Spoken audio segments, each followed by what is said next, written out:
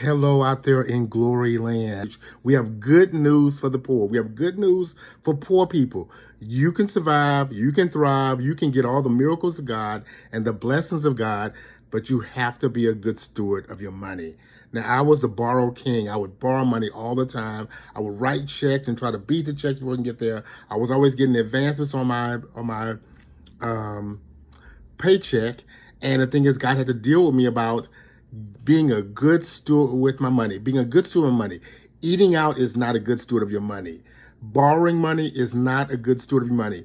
Borrowing money is not a thing for the poor because they have all of the downsizes for borrowing money. It's always on the backs of the poor. They have the system set up. If poor people get a credit card, when you're late on your payments, they charge you extra money.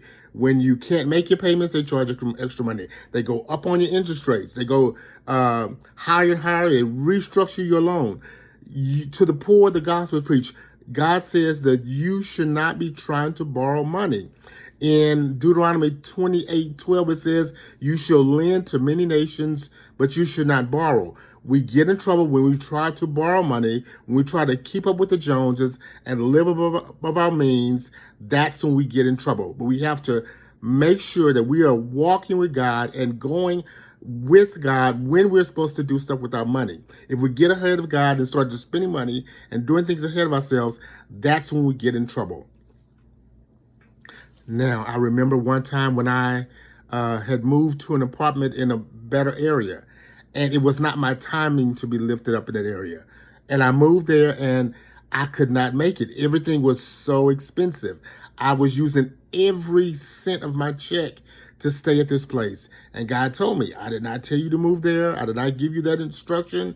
You have to watch your budget. You have to make sure you're living within your means. You cannot try to keep up with everybody. You have to do with what I called you to do. You have to do that with that, because otherwise you're going to be over your means and over your ability to function. Deuteronomy 28:12 again says, you shall lend to many nations, but you will not borrow. Well, you might say, well, how can I lend to people when I'm poor myself? I don't have any money. Be a good steward of what he's entrusted to you. Be a good steward of that, and more will come to you, and you will have an abundance. I remember one time I started having problems with my car, and so I ditched my car. I salvaged it. I got a couple $100 for it, and I decided to try to pay cash for a car because I wanted to pay cash for everything, because the borrowing system was always against me. It did not work for me. My money was always tied up and I couldn't do anything. I didn't have a lot of money, so it was important for me to be a good steward of the money that I had. So my wife was in school. I was working a job, not making very little money. And so I ditched my car because it was costing too much to keep repairing it. I started catching the bus. I humbled myself more and started catching the bus. And then I started saving $400 a month. Well, I didn't know how long it was going to take for me to save to pay cash for a car. I wanted a new car. I didn't have the money. I didn't have a lot of money to work with. I could only save $400 a month at that time. I started saving $400 a month. One of my parents, one of my students' parents came to me and said, Mr. Brooks, is your wife getting financial aid? I said, well, she applied for it because she cannot get it because she's a graduate student. She said, I'm going to try to get her some more money, get her some money. And she came to me, called me the next day and said, I got her $1,500, but I'm going to try to get her some more. She called me back the next day and said, I got her another $2,500. Now, I was being faithful with my money.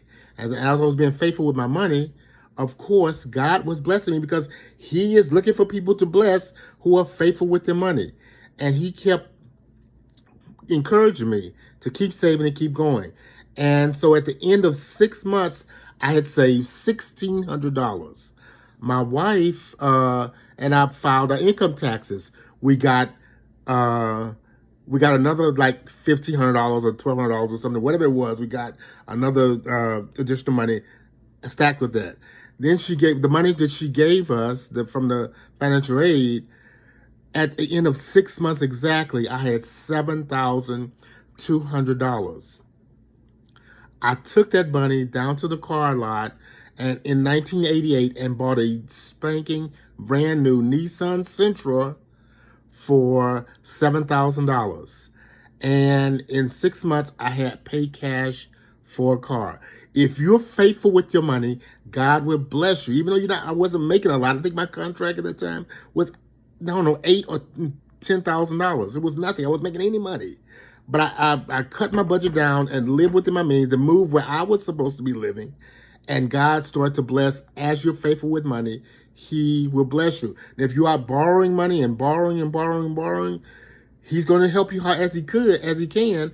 But you are not being a good steward of your money, so he's not going to rain in those miracles for you. He's not going to rain in that money for you because you're not being a good steward. If you're a good steward with your money, God will abundantly bless you, and you will have, and more will be given to you, and you will have an abundance.